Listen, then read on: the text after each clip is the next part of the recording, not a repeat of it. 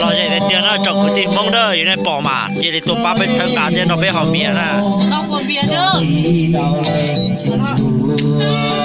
bây giờ ba là nó là cho tiền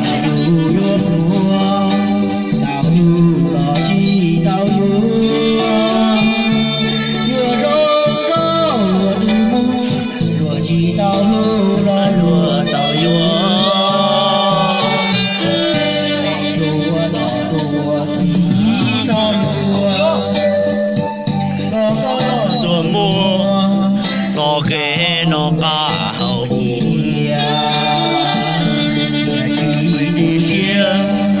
đâu có đã chi có nó thì chỉ xin đâu cụ nó mò mò gấu mong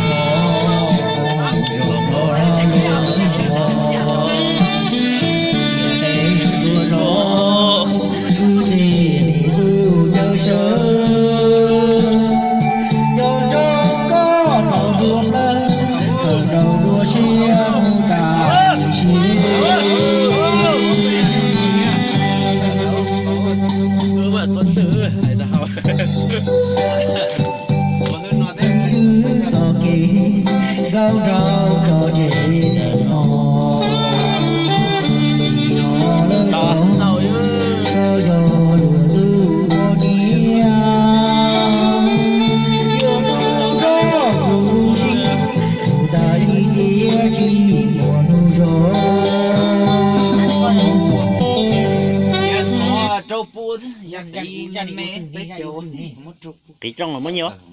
Chưa. chưa giờ nó gì nhỉ? Nhiều bao nhiêu? Bao nhiêu cái hồi chúng ta làm chúng là mới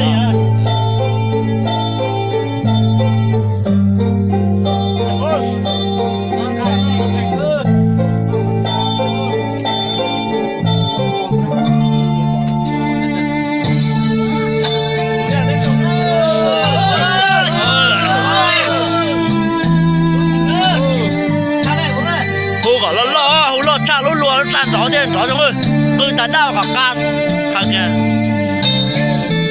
ta nó cha nó đi đâu này